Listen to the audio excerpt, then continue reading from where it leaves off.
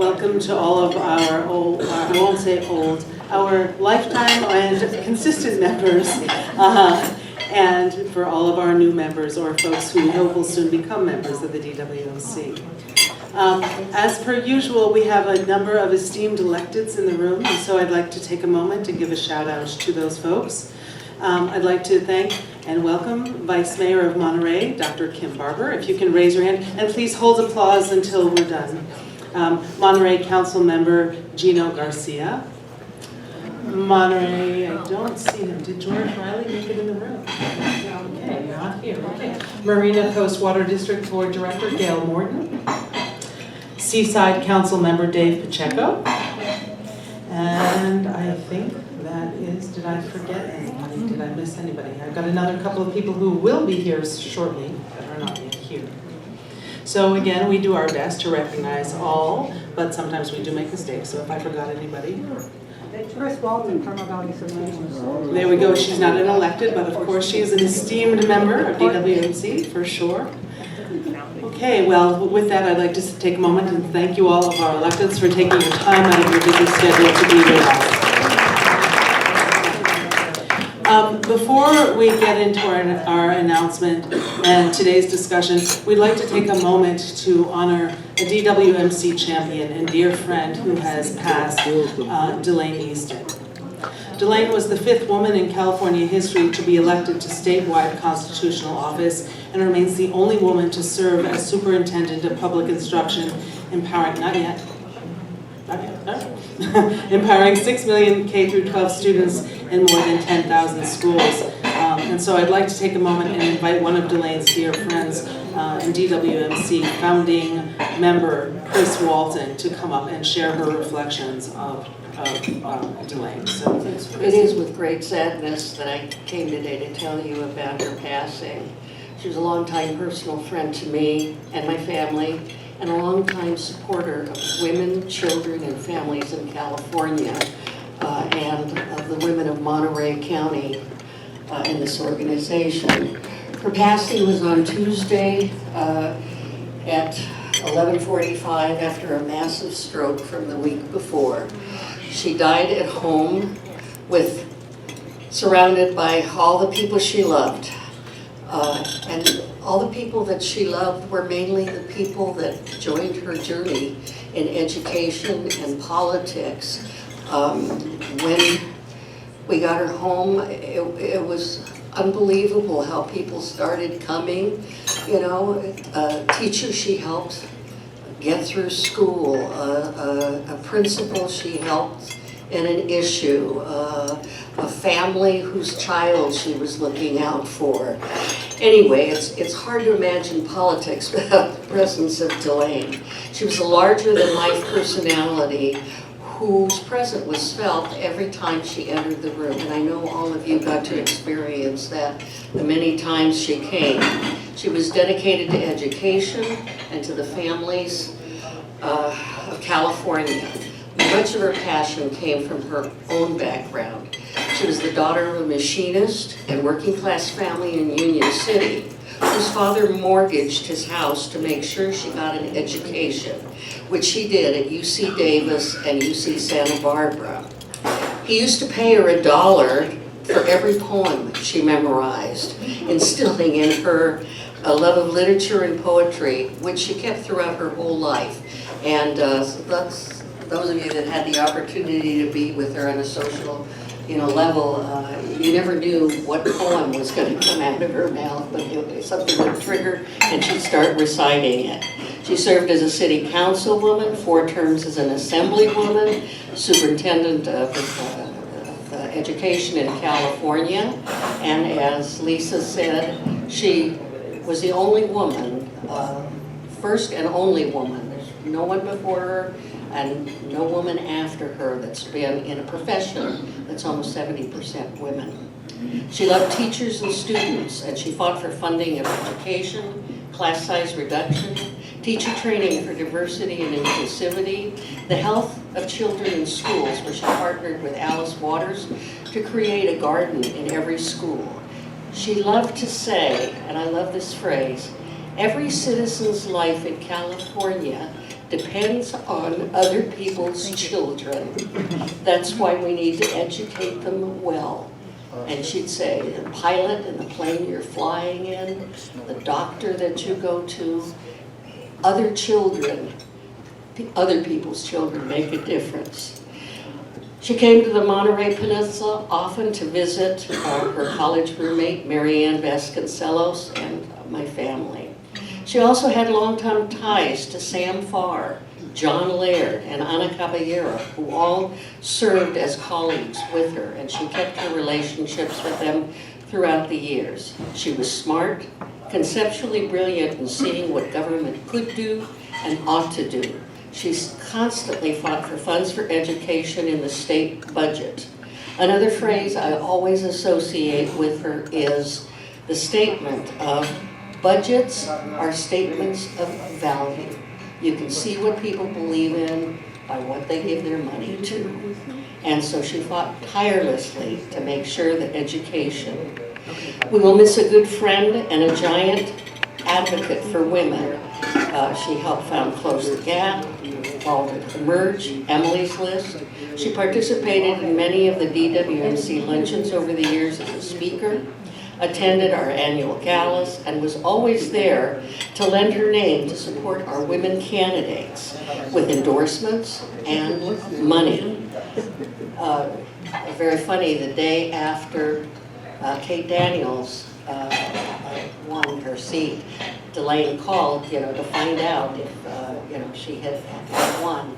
And, she would follow up on anybody from Monterey, any woman that was running for office. She would donate, she'd endorse, and she'd support and try to get other state women leaders to support them. It was a privilege to be her friend. When my daughter chose to become a teacher, she met with Delane regularly and encouraged her. She took time to even fly down to see her in the classroom.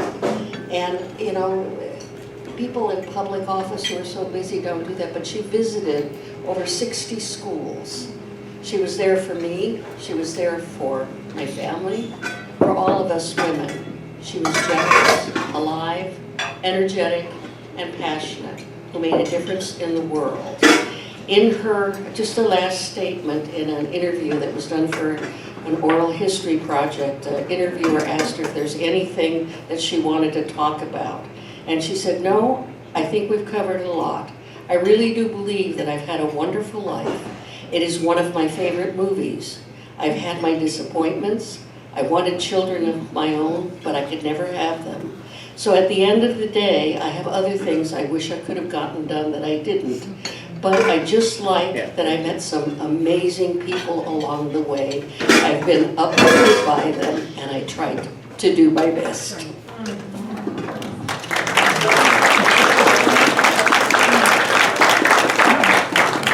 If we can just take a moment of silence for Delane.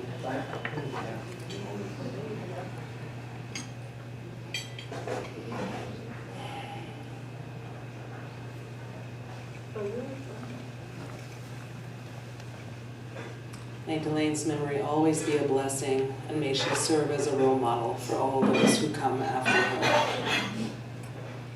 Okay, drawing from this inspirational woman, I would just like to take a moment to make a quick announcement about anybody who is thinking about running. Now is the time. We at the DWMC support candidates. And so for the November 5th presidential election, filing applications for all elected offices for open city council and special district seats is between July 15th and August 9th. So if you're thinking about running, please reach out to us or start to get educated and involved.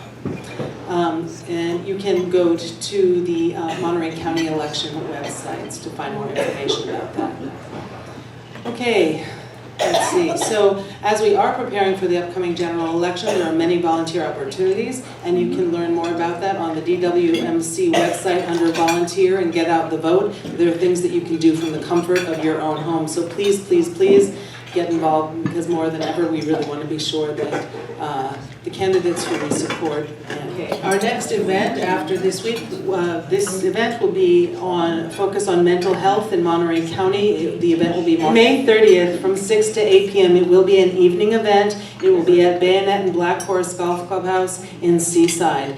And if there are those who are coming from Carmel Valley and have challenges driving in the evening, please reach out to us, because we're trying to organize carpools for that event as well.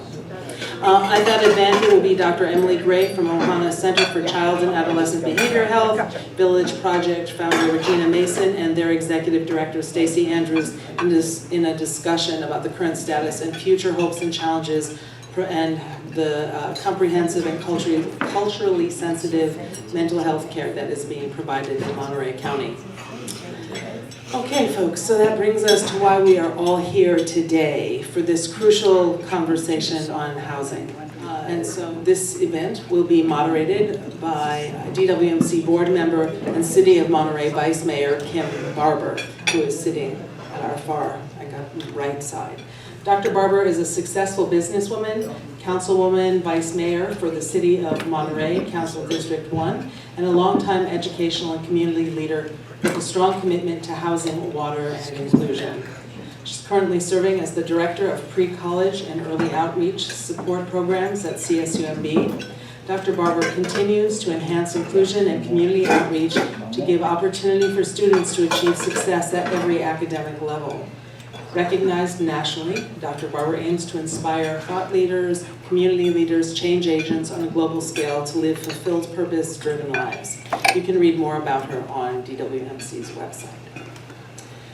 Now, it is my great honor to not only have introduced Dr. Barber, but also our three speakers. The first speaker, going from right to left again, our first speaker is Susie Shannon. And Susie has worked providing direct services and fighting for systems change for the unhoused and low-income communities since 2005.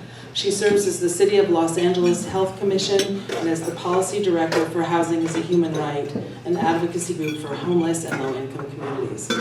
She sits on the board of the California Democratic Renters Council and is a founding member and current member of SEIU 2015.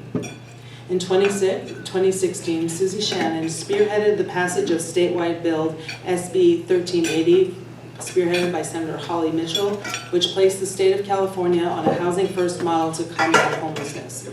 Susie is the founder and chair of the Democratic National Committee's Poverty Council, where she works to build political power for homeless and low-income communities. She's a progressive activist, and in addition to addressing poverty issues, she supports single-payer health care, addressing climate change, labor unions, campaign finance, reform, immigrant rights, civil rights, women's rights, public education, and ending war. Thank you, Susie, and thank you for being with us. Next, we have Alexa Johnson, who is the Executive Director of the Housing Resource Center of Monterey County and has been part of the organization of HRC, Housing Resource Center, since 2017. She received her bachelor's degree in cultural anthropology at CSUMB and her master's degree in applied anthropology at San Jose State University. During her studies, her passion and driving force was to understand how culture affects the education of immigrant children in an American classroom setting. In studying for her thesis, she began to understand the housing indifferences that were present in Monterey County, and she wanted to be part of the solution in connecting families to housing and more promising prospects. She's a board member for the Coalition of Homeless Service Providers for Monterey and San Benito County, and she's the chair for the Rapid Rehousing Committee, which focuses on developing standard renting and landlord practices system-wide. Thank you, Alexa, for being with us. Last but far from least, we have Evangelina Ochoa, who has 12 years' experience serving the homeless population in Monterey, San Benito, and Santa Cruz counties. Her work has included case management, housing navigation, and program management. She previously served as the program director at Gathering for Women, Monterey, and in her previous work, Evangelina collaborated with community housing services in the opening of the shelter for homeless women and families with children, Casa de Noche. Her passion for serving the homeless population has flourished over the years, and she continues to make a positive impact in her community. Evangelina will manage the day-to-day operations of Shuman HeartHouse, as well as provide oversight for all homeless service programs with community human services. And it is that note, thank you, Evangelina, for being with us, and we welcome you all. And Dr. Kim, I turn the mic over to you. So much. Let's give them a hand. We are so happy that you can all be with us today and discussing this important issue. To join DWMC, to lunch and learn, right? To find out about what's going on with Housing 911. So that's what we're labeling this today, as you see on the screen, Housing 911, the immediate threat to humanity, because it matters more than we think. And we have the experts here today who have come in to be with us, and we are so happy that you are here with us today and have taken time to talk about this important issue. So we're going to get right to it, because we know that you have a lot to do today, and you guys need to get back to your day. So we're going to start with the first question. And as you know, they've told you that you can write out your questions on your index cards at the table, and one of the board members will collect that and bring that up. And if we have time, we will get to that. And if not, we will take those questions and have the experts to answer, and we will put it back out in an email blast so that you can make sure that you get your answer to those questions. So we're going to go ahead and get started. So the first thing we want to talk about, we already know that there's a homeless problem. We already know that there's an unhoused problem, whatever name that you want to call it. But how has housing, or the lack of housing, impacted our area in Monterey County? Let's go ahead and start here and go all the way down. First of all, I want to thank Dr. Barber, who's probably one of the most organized people I've ever had the pleasure of working with. And I want to thank you all very much for having this panel to talk about this really important issue. So Monterey, as with many cities that I visited all across the United States actually, and the state of California, also has both a housing crisis and growing homelessness.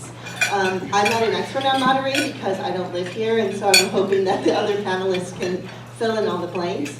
But I did do a little bit of research, and just in the county alone, there are 10,000 children who are homeless in Monterey County.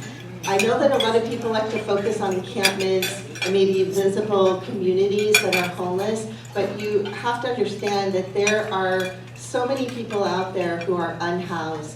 And also people who are, in that margin where they're falling into homelessness, that we also need to focus on. It can't just be going encampment by encampment. And I know that people like to do that because no one likes homeless encampments in their community. It's a compassion issue. No one likes to see human suffering like that, particularly on the streets. But we also don't want children to be unhoused. And I think that looking at your average rents being around $2,600 a month, just to put this in context, you should not be spending more than 1/3 of your income on rent if you're a renter. So that means somebody would have to make $7,500 a month in order to not be rent burdened, just right here. And so that really needs to be addressed, and every city in California is facing this, where they don't have control over their rents because of a piece of legislation that was passed in 1995 called Costa-Hawkins.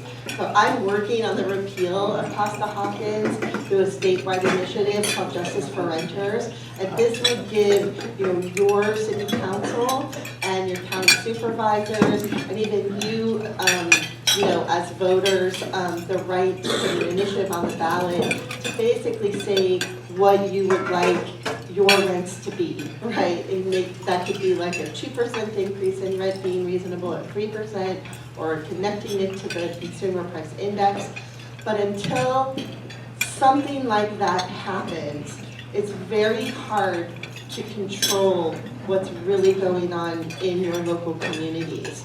And I have seen this, across the United States, but I've gone city to city, and I've just, met with a lot of city council members who are so frustrated Because when you see increasing homelessness, the first thing you're gonna do is you're gonna pick up the phone, you're gonna call your council member and say, hey, there's a homeless camp down the street. Or I understand that there are a lot of children who are unhoused, who are in our public schools. And what can I do about that? And what are you doing about that as my representative? And it's very frustrating for them because in a lot of cases, their hands are being tied by the state. And we've given our legislature many opportunities to reverse Costa-Hawkins. We've gone to the ballot twice. It'll be on your November 2024 ballot again on November, so there's something that you can do about it. But I think as long as there are increasing rents, which is the #1 cause of homelessness, no matter what anyone tells you, they always like to take out the stereotypes, the things they see in the media. #1 cause of homelessness and root cause of homelessness is high rents. If people can't afford to live, they don't have a home. And, you know, they may be able to couch surf, they may be able to, you know, hang on for a little while, but eventually, I've been working with people who have fallen into homelessness since 2005, and it has been people who have made 6-figure incomes, who then lost their job, you know, to people who are, you know, seniors on a fixed income, who have like increases in medication, and then they find themselves in a situation where they're trying to make a decision between buying medicine and paying rent. And so what Monterey is facing with increasing homelessness and other cities across California, you're all kind of in the same boat. So that's my general take on this. Thank you so much. So let's go with you, Alexa. Wow, that was a perfect summary. When I think about this question, I think about our point in time count. So every 2 years, our community, Monterey, San Benito County, we're going out and we're manually counting how many people that we see just with our naked eye on one particular day that's homeless. And so you're making a count, you're kind of trying to guess if someone is sleeping in their car in an RV, if you see someone outside, you definitely don't want to disturb them, but you're trying to take a general count. And the idea is really to see, you know, in that point in time, what does homelessness look like in our community? It's not the most accurate way to go about addressing it and trying to figure out the numbers, but it's the best way we know how. Of those individuals, some of them get surveyed, and they ask more demographic questions of them. One of the questions for me that really disturbs me, and I think is the question that we should all be looking at, asks, were you a Monterey County resident before you became homeless? And I wish I had the exact percentage to give you guys, but more than half said yes, they were. More than 80. Yeah, thank you. Yeah, more than 80. So if you look at it that way, you see that us as a community have a lot of work to do. As Susie's saying, rent increases are causing individuals to become homeless. Housing Resource Center, we focus a lot on families, but the reality is there's single individuals, there's children, you know, teenagers that have run away, there are veterans, and the amount of people and types of people will change. And I will say for us, the individuals we serve on the weekends, after hours, I will see them in restaurants. I will see them at their shops. These are people who are working. And I think for Monterey County, nationwide, we kind of get into our mindset of you're homeless, it's because of something you did. It's because of you. We're putting the blame on the individual instead of really looking at the systemic cause.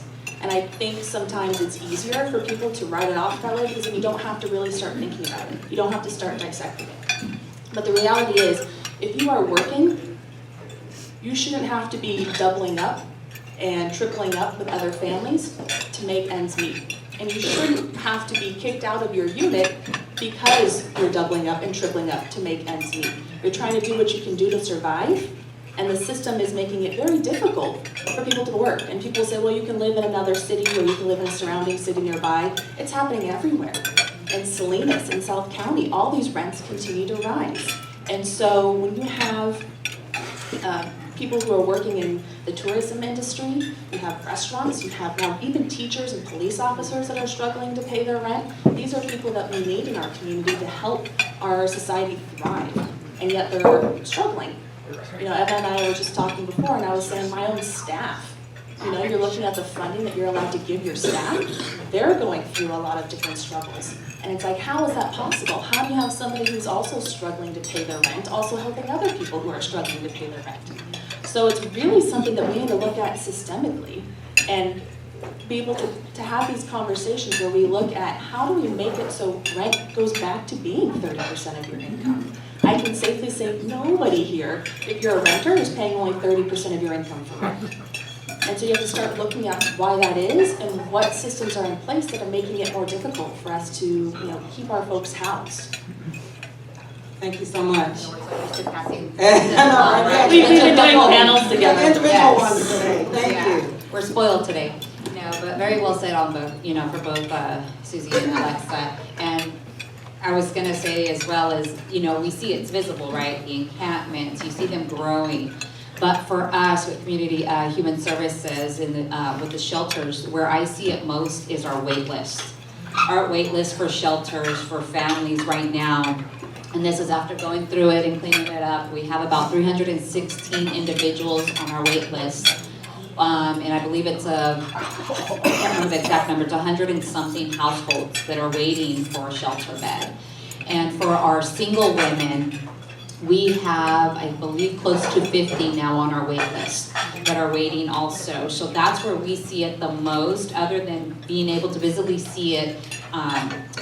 There's a lot of people who, for whatever reason, like they said, the biggest reason is the increase in rent.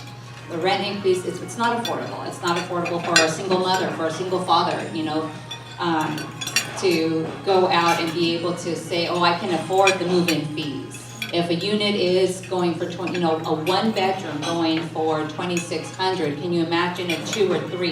For a one bedroom unit, if you've got a family size of 6, they're not going to be eligible to go into that unit, right? So now they've got to look into possibly a 3-bedroom unit, which is going for what, 3,000? It's 38, sometimes 37, sometimes like it approaches the mid 3,000s. Yes. So the way I look at it is a household has to make close to $10,000 just to get into a unit. And right now they can't afford that, right? Sometimes I question, would I be able to afford that? And I have to say no. My husband wanted me to move out. I'm like, nope, we're not moving. We can afford to move. But we're seeing a lot. What we don't see is most of our clients that are out there, the students. We don't see them, right? We're like, oh no, there's not a high increase in students. They are. They're doubling up, tripling up in homes, they're in cars, people in their vehicles, but they're not wanting to be seen. The families are so scared right now to even acknowledge that they are homeless. So we've got great homeless liaisons right now with our school districts who are trying to help the families out. And they're coming to us, we're collaborating. So that's the biggest thing right now, is being able to collaborate between the different agencies to get them housed. Every individual is going through a different circumstance, right? So we can't sit here and say it's, have that naked eye and be like, oh no, it's because of what they did. It's not because of what they did. It could be because of an illness. Right now for our seniors, they're on a fixed income. They can't afford the rent right now, right? They can't afford it to get into a new place. The majority of the calls that we get for seniors is they've lost the rent increase and they can't afford it. They have no savings. There's no way of, oh, let me go get, another job, let me increase my hours, and they're not working, they're not able to work. For families, daycare. I can't get another job. I'm already working 2 jobs. When would I even have time to spend with my kids, right? And now we see the kids' grades decreasing. That's where you also see the grades decreasing, their interactions. It's sad. It's sad to see, but like I said, that's where we see it the most, is in our wait list. A lot of people, they're not aware of how many people we had. I think at one point we had over 500 individuals on our wait list. I believe right before we opened Shuman HeartHouse in Monterey, and we've been weeding it out. We've had more shelters, the Share Center in Salinas open up, so the need is out there, but the biggest need is for the rents, to have control on the rent and for that to decrease and have affordable housing. Excellent. Thank you so much for your answers. And so all 3 of you hit on that it's not just the person that you think that is in the encampment, in the tent. It's also people that you're going to school with, going to work with, in the restaurant with. There are people that are working every day that are unhoused, and you said it so eloquently about how it's because a lot of people are falling into unhoused, right? So someone whose house today could be unhoused tomorrow because of rent increase or losing their job. So we understand that it's a lot more than just looking at the outside. But would you consider housing a human right? Because you keep talking about the individuals and not the house and the physical elements, but is housing a human right? And if so, explain. My personal opinion is yes, it is. As a community, do we really want to see everyone homeless without housing insecurity? No, we want to see them housed, right? So to me personally, it is a human right. And being able to have that control in rent and make it affordable, you know, for our communities. So that way we can be proud of saying, we do help our community, we do care about our community, instead of increasing these rents. So for me personally, it is a right. It's definitely a human right. I think working in a nonprofit, or if anybody knows of any kind of nonprofit work that you have with your experience, there's a fine line between drawing into your humanity and looking at funding and the requirements and what is expected of you when you are supplying those rapid rehousing funds for homeless individuals. And I many times even talk to my staff because it teeters between being a human and focusing on these individuals are coming to you with their own trauma that they're going through, and they're expected to share with everybody what's going on in their life and how they got to this point. And I keep telling my staff, when people come through these doors, it's not because they're having a great day. They have a lot that they're going through, and there's a lot of baggage. And I think not only is housing a human right, but sometimes even to justify giving somebody assistance, you have to go through these hoops and really teeter between being a human and understanding the complexities of homelessness, and also talking to this individual, knowing that if they're going to 4 or 5 different people and sharing their stories of things maybe they're not proud of or really hardships that have really affected them. And it breaks my heart that somebody has to go through all of these steps just to have housing. You hear all these stories, and I tell my staff, imagine if you had to share with 5 different people things that have happened in your life that have caused stress and burden and trauma. Can you do that? Can you muscle and stomach the fact that you have to talk to 5 strangers and you don't know how they're going to react or if they're even going to give you the assistance you need? And that shouldn't be something that somebody should have to do. If you need housing, you should be able to have a roof over your head. I mean, that seems like a basic knowledge to me. We need food and we need shelter. I can say more about Thank you.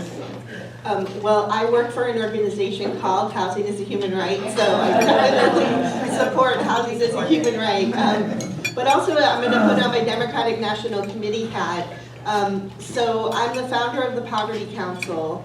The Democratic Party didn't want a Poverty Council, but I pushed and pushed and pushed and got it through. Thankfully, thank you. And one of the things that we did in 2020 was to make sure that housing is a human right was in the Democratic Party platform. So this is part of our Democratic Party principles. What is also in that platform, if anybody ever reads these platforms, I have gone back all the way to the 1930s on these platforms, and it's really interesting what you see there because a lot of what's in there becomes legislation. But what's also in there is that no one should pay more than 30% of their income on rent. That is actually in our platform from 2020, and I'm going to push to make sure that it's in there for 2024. I'm already talking to staff of the platform committee. And why do we want this? Well, we want this for every other rights that we have, right? There are specific human conditions that all of us have. We need to eat. We need to really have a roof over our head and hopefully a door that we can lock to shut out the rest of the world for a little while. We need clothing and we need health care, right? And all of those things are just basic necessities. I'm a health commissioner for the city of Los Angeles, and we have every single year issued a report to show, I mean, not only that 6 people die homeless on the streets of the city every single day, but also that there's a huge cost. There's a financial cost to taxpayers, to homelessness. There is a cost to our society. And we want to make sure that we're recognizing, just like we do that, seniors should have Medicare, and that we should have Social Security, and there should always be a cost of living increase in there, because we recognize that people are in need. For that same reason, housing needs to be a human right. And that means that if you have a homeless community, your government is working to make sure that people, first and foremost, are placed into housing. If you have people who, and this is something that Congresswoman Waters is working on, but if you have people who have incomes where they qualify for Section 8, that should be an entitlement. People shouldn't have to jump through hoops to get on Section 8. That should be just an entitlement. The federal government is paying for a good portion of whatever that rent is, and the individual pays 30% of their income. Even if they're like on general relief and get $221, they would pay $72 in rent, is how that works. And it's saving money though on the other end for taxpayers and everyone else. So for every single reason that we can think of, whether if you're not moved by the humanitarian argument, I'm hoping that we could move you on what the savings are to taxpayers by moving people to housing. It just is what we need to do. Housing is a human right. We as Democrats believe that, thankfully, and it's part of our principles, and I hope that everyone else supports that. Excellent. Thank you so much for your insight and your comments. Now, one of the things you talk about on a national basis of what's happening dealing with homelessness and taxes and just housing, period. What are your thoughts about President Biden's idea of an annual tax credit for Americans to get $400 for the next 2 years, as far as for first-time mortgages, or either if people are leaving their homes to go to a little bit more space? What are your thoughts on that? Let's start with you, Alexa. Oh, you're gonna start with me, okay. I think that it sounds like a really promising idea to be able to help individuals, first-time home buyers or individuals who are moving to a bigger place to kind of, accommodate for their family size. With our state budget and the things that are happening right now, I get a little weary, wondering how we're going to make sure that these funds don't eventually come back around and cause us more trying times when it comes to housing. I worry with homelessness potential cuts that could be happening down the line. Next month, we should hear more. And so I love the idea of being able to support those in housing and support people to purchase homes. I mean, you look at a mortgage, and a mortgage is practically a monthly rent amount anyways. So, it sounds like a good way to invest in the community and to invest in home buyers, but I also worry about where that money would be coming from and how that could affect us in the future, in all honesty. Yeah, and I agree, we were talking about this earlier, and to be honest, it's like educating ourselves a little bit more, right, on pros and cons on that, but and trust me, I'm a renter, so to be able to buy a home, that's my dream. But then I do question is, what happens? Where is that money really going to? How affordable is a new home, right? We're talking about possibly being able to afford a home, because I know, I'm born and raised in Seaside, so the homes, we're gonna have new affordable homes are being built. They're not affordable. They're not. They're affordable for those who are wealthy, but for middle class, they're not. So again, it's what is your definition of affordable housing? And forgive me because I'm not 100% up to par on Biden's his idea here and all of the trimmings for it. But if it's also accommodating someone moving up, this is, and correct me if I'm wrong, it's for those who are moving from their first home to another home, right? So let's say someone has sold their home twice and now moving on into another bigger space. It's not, they wouldn't be eligible for this tax credit, correct? Or did I read it wrong? It was a little confusing reading up on it, I'm not gonna lie. It's contradicting. It is a little bit. It's a first-time mortgage, and then others who and it depends on how you define that, who are moving for a little bit more space. What does that look like, right? That can be defined in different ways. So that's just how it looks at this point at the initial stage. But I guess you can just kind of comment on both, because you got your first time mortgage and you got those who he's trying to cover for who may already be in a home that they own, but need to move for a little bit more space, maybe because of expanded family or other circumstances. And like I said, I'm all for someone progressing and being able to really have their own home and not really have to worry about renting, rent increase going up and things like that. But again, it's learning more about where's this money coming from, who's it, where is it really going, and just honestly for myself is just educating myself a little bit more on it and really learning where it's going. Like I said, it's, we're going to be in bigger debt, right? So. Okay, thank you. I think I support whatever really helps people. Do we have this money? Of course we do. We're spending billions and billions of dollars on, foreign policy and a lot of those things. We actually have money. And I think a little bit of cash assistance for people, as we've seen in COVID, right? During COVID, there was cash assistance for folks. We had rental assistance.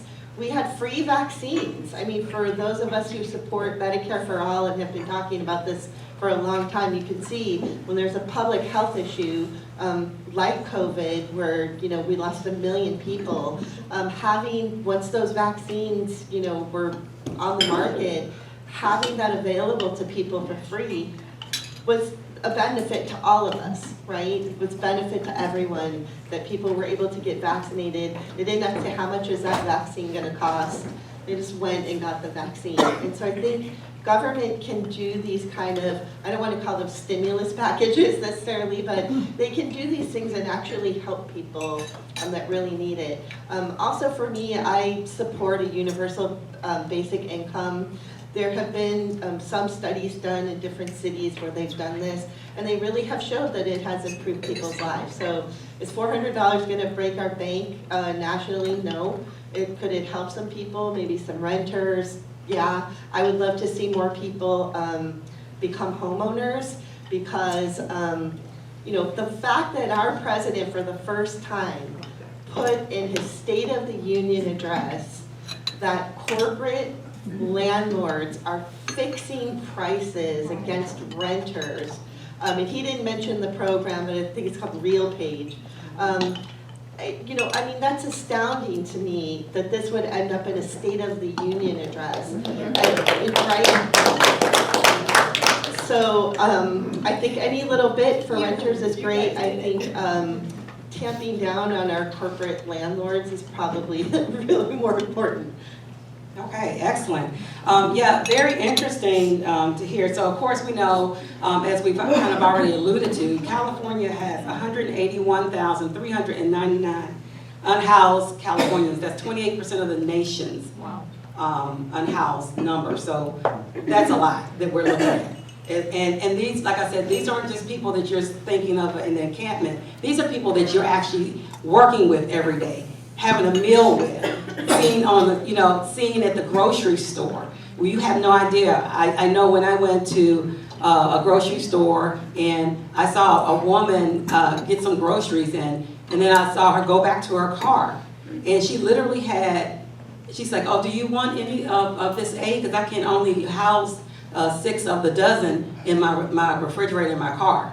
She had a refrigerator in her car, and don't ask me how it was hooked up or anything like that, but the point was, this was a woman that was at the grocery store that was getting groceries, and she was unhoused, and you would never know. So with this number, and knowing that the population that is growing, even from what you all had discussed today, how are your organizations able to help? And also, I'm going to add in one of the other pieces that one of the people from the audience have asked, that according to the Herald this morning, there were 66 low-cost housing units created in Monterey County over the last 8 years. How do we do better? How do we do better? Yeah, I want to start with you. 181,000 people who are unhoused, which is likely an undercount, to be honest, is unconscionable, really.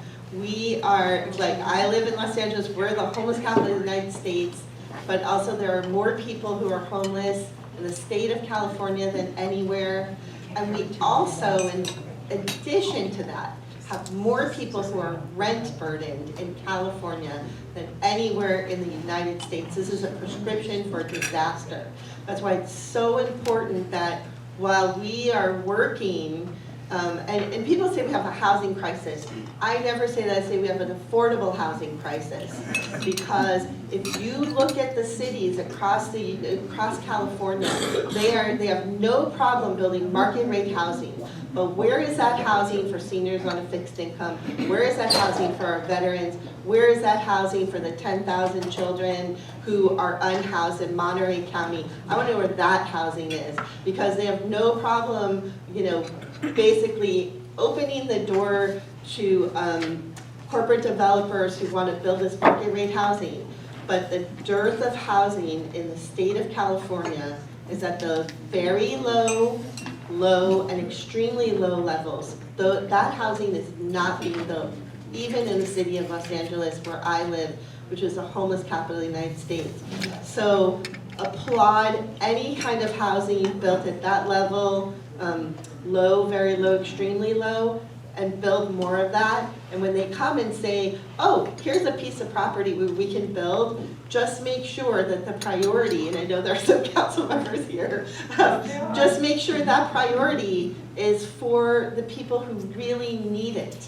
Because somebody who is housed already, right, because they're building housing, I mean, when you think of how crazy this is, with the market rate housing, they're building housing for people who are already housed, who are just going to move from one place to another. And I have had corporate landlords say to me, I will leave, and they do. They leave their building half empty rather than let people who are low income in, because they don't want them mixing with the other renters who are in their building who make more money. And this is just, it's astounding to me that our legislature has not fixed this problem, and we have asked them multiple times to do this. Costa-Hawkins can help, but also mandating that we triage here and help people get housed. I think those 181,000 people should be housed before we build housing for people who already have housing. Call me crazy, but I think that's the answer. Okay then, let's go. Next. I love it. The percentage is very higher than that. I have been in homes where I have seen families informally rent parts of hallways for their families. Now, as a first world country, how is that even something that we even are talking about in our own county? Renting, literally, from this door frame to this door frame, this is what we're renting for $200 a month. Like, why is that something we talk about? And that's not in these numbers. That's not in this 28%. So the 28% is, and I still think that would be low even for those who are homeless in shelters and out on the streets. Trying to formulate my thoughts, get all excited. So yes, I think Susie's right. When you look at housing, we shouldn't be building housing for other people who are already owning their own home and moving to another home. I worry when I see people who are selling their homes in other surrounding cities and coming into our county. I worry about who are we serving when that happens, when those individuals are coming in with 6-digit incomes and are buying these high cost homes.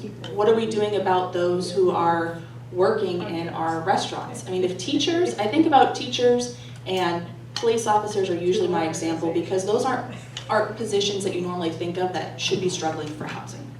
And so I use those as an example because they are. I talked to one of my teacher friends, and when I heard about her raise, and she was so excited about it, I'm doing the calculations in my head, and I'm like, you still could not afford housing that you would need for yourself. And so if you think about, people who are students, people who work in the restaurant industry, people who work in retail, people who, work those jobs that we need in order to keep our community going. The fact that they can't be supported in return by working, a 40-hour plus work week and having a place that they could rent and not have to worry about whether or not they can afford their next month's rent, that to me is beyond a crisis.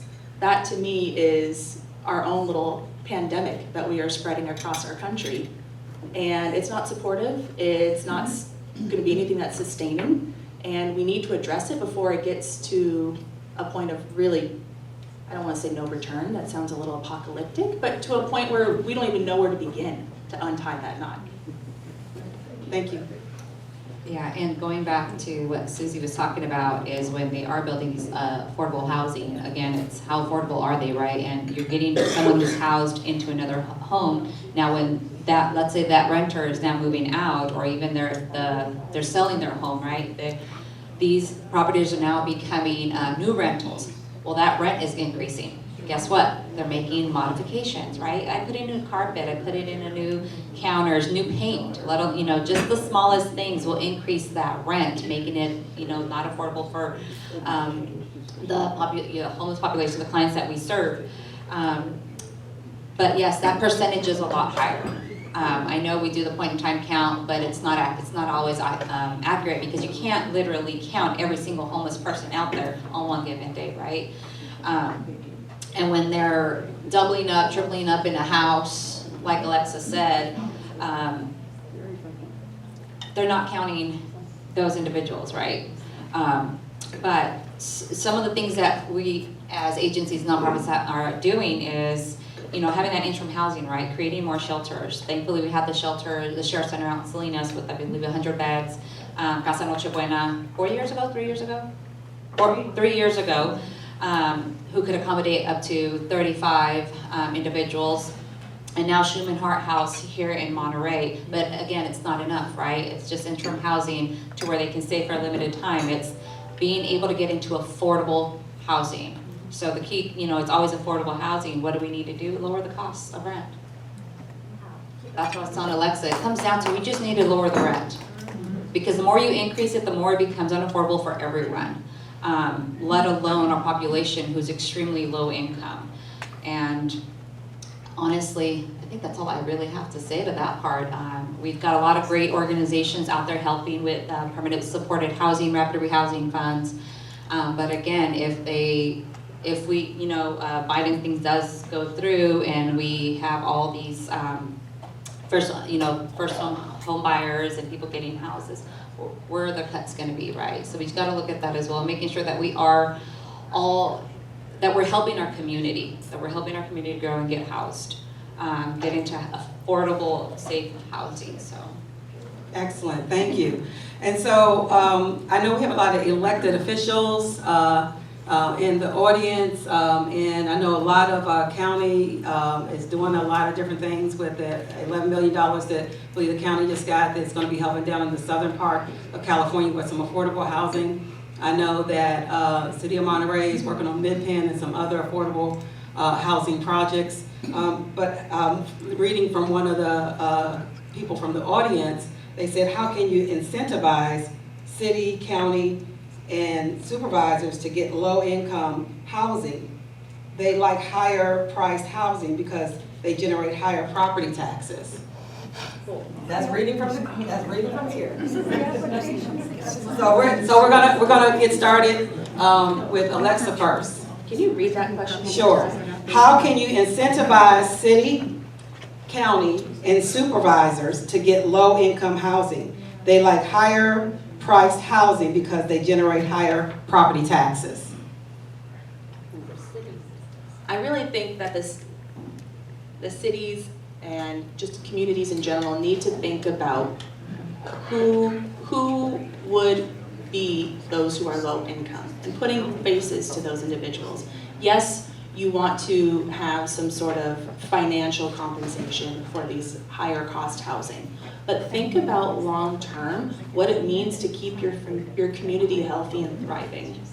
And I keep going back to my example of seeing my own clients from our agencies in retail jobs, in restaurants. And if you want to keep your community thriving, you need to make sure that you're taking care of everybody that's inside of it.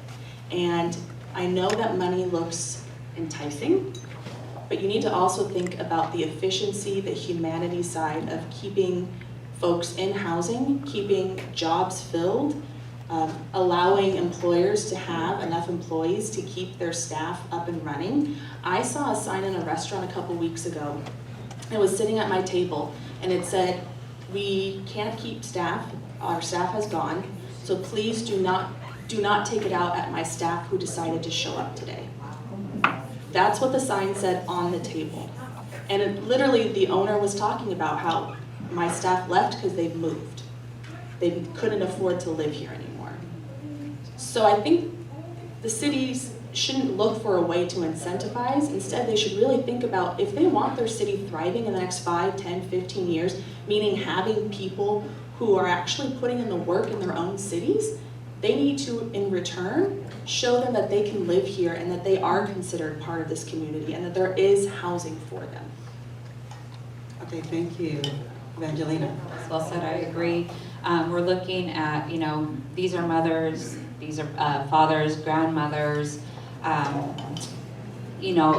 your daughters, your sons, who, the way I look at it is, one, is this something that, we want to be able to afford, right? As I get older, I'm looking at, am I going to be able to afford retirement? Am I going to be in that same boat? So this is definitely what Alexa was saying, is just making sure that it is affordable for your community and let it, have it grow. You want to be in a community that everyone is, their concern is, are we thriving? Yes, we want to be able to thrive. Why would we want to be in a community where we want to, we can care less about the other person? No, we want to, honestly, I want to go back to how it was before, in that community where we all looked out for each other, right? We all were concerned about our neighbors, making sure they were okay, making sure they had a meal, making sure, I remember the door always being open. The neighbors would come in, did you eat? Do you have a place to stay? But going back to that, and rent was affordable. People were able to buy homes then. So that's where, I'd definitely like to get it back to that area, and making sure that we are able to afford housing in our areas, in our counties. Thank you. Susie, you want to wrap up I guess we have about 5 minutes left. If you can take a minute, because I have one more last question for you guys. The incentive is that it's going to cost you more in homeless services than it is to house people. This is how I got Governor Jerry Brown to sign SB 1380. When I was drafting that legislation, which put California Housing First model, everyone said, you'll get it through the legislature. The governor's never going to sign that because he vetoed 2 before this. And I was able to show the governor that we were able to save money in California, because we're spending $35,000 to $45,000 per person that's chronically homeless on the streets every year. And I was able to show the cost savings of that. And he signed it because it was fiscally responsible, not because he had a heart, was cared about our unhoused community. I don't know if he did or not, but he signed it based on financial reasons. And every single city is facing increasing homelessness. And the cost of those services is it's just skyrocketing. Thank you. And for the last question, I'll read one from the audience as well. And if you guys can take about a minute and a half to answer it, I greatly appreciate it. How can attendees help create positive change in Monterey County around affordable housing? Yes, voting. Voting would be the most important. With 1 minute though, I also just want to kind of change the thought a little bit. We do need low-income housing in this community. We absolutely need it, and we should vote and advocate for it. I also think that we need to look at who is currently property owners and who are renting out properties. And the nonprofits in this area, I think, really need to invest in relationships with those landlords. We at HRC noticed that during the eviction moratorium, there were landlords that were more of the corporate landlords, and then there were landlords that really said, I can't pay my own mortgage now. They're 15 months behind on rent, and now I have a mortgage that can't be paid, and now I'm just up a creek without a paddle. And we started realizing we need to develop more relationships with landlords and advocate for unit repairs when our folks in our programs damage units beyond their security deposit. We need to provide incentives for if we ask them to house one of our clients and years later they don't pay their rent You know, can we help that landlord with a little bit of that rent? Try to take away some of the financial scares so they have room to tap into their humanity side and, you know, provide housing to our low-income families. And I think there are more houses out here that are not being opened up to renters that I think in the meantime, we really need to focus on that. I was house sitting a couple weeks ago in an affluent city here in the county, and all the houses were black, no lights on, no driveway lights, no anything. So what does that tell you? There's these units and nobody's living in them. Not a single light was on. So yes, in low-income housing, we need that and we should advocate for that every single day. But we need to be telling the landlords who are here that aren't renting out their properties or who are asking for high rent to really start playing a role in helping those low-income individuals be connected to their housing. Unless we tap into those, we're going to be advocating for more and more building, and we know this peninsula itself cannot handle a whole lot of new infrastructure. And so we really need to start tapping into current landlords and building housing that way. Thank you. Evangelina? Can you repeat the question again? Sure. How can attendees help create positive change in Monterey County around affordable housing? Well, definitely going out and voting, and like Alex said, it's just talking to those that you know who own, right, and aren't using the properties, who are increasing their properties, and you know about it, but educating them on the crisis of housing and homelessness as well, and letting them know. I mean, I drive around a lot. My kids' activities, there are a lot of empty homes, a lot of vacation homes, you know. Homes that are just vacant, and just letting them know, you know, what's the benefit of having an empty house, of not renting it out, right? But renting it out at an affordable price. Also, getting more involved in the community and going out and seeing some of the organizations, what they're doing, all the summits that are going on, and just being more involved in the community. And if you know an owner who's renting their property, maybe encourage them to lower that rent. So, excellent, thank you. And Susie, if you can just bring us home. Okay, so I would say that it's, number one, very important to vote for the Justice for Renters Act in November so that you can give your city council members and your county supervisors another tool in the toolbox for managing rents here in Monterey, number one. Number two, the vacant units is very important. What my organization does is we buy vacant buildings and we rehab them and convert them, and we've been able to do that for $100,000 a door. To build from the ground up in LA costs $500,000 to $700,000 a unit. We literally could buy condos for people for that amount and give them a couple $100,000 spending cash. So that's two. So knowing what the solutions is and knowing what lower cost solutions are. If you have vacant property that's owned by the government, that's important to know because you can build for much less. And so it's more cost effective to do this, as I've explained multiple times here. But the controlling rents will prevent more homelessness. And while you're working on getting people into housing, if you have more people falling into homelessness, then you can actually help bring out of homelessness that's currently homeless. You're going to be in a situation like Los Angeles, and that is a cautionary tale. You really do not want to end up with a problem that you can't solve for decades. And so that's what I would say is there are solutions. We know what they are. The state of Utah, which is a red state, actually ended chronic homelessness there with the Housing First model. So we know this works. We know it's, and again, they did it because it was cost effective, not because it was a humanitarian thing. This is pretty much a red state. And so knowing what the solutions are and knowing how cost effective they are, I think really helps. Excellent, thank you so much. Let's give everybody, all of our hands. Okay, Landlord Gold Standard from HRC, Housing Resource Center.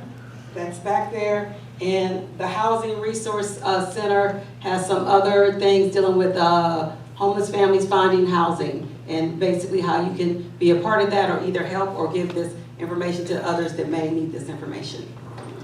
Thank you. And before we do a final wind down, I just want to contextualize and think about sort of how wrapping this all up, how we started off with a moment in tribute to Delane Easton, and how I know that if she were here, she would have been talking about the future. And when we hear how many thousands of children are unhoused, that really this is a moment for us to really think about what is the future we want to see. And what does that look like and how do we engage? And so with that, I invite us just to take a moment and close our eyes and think about what we each are going to do in our own little way to move this conversation forward in our own hopes and visions for the future, and also in honor of Delane Easton and all of the work that she has done. May we all have a future where we can all thrive, where we are all housed, and we are all have the opportunity for education and to have recognized the power of our voice in creating a healthy democracy. And on that, I thank you all for being with us today. Thank you to our speakers. Thank you.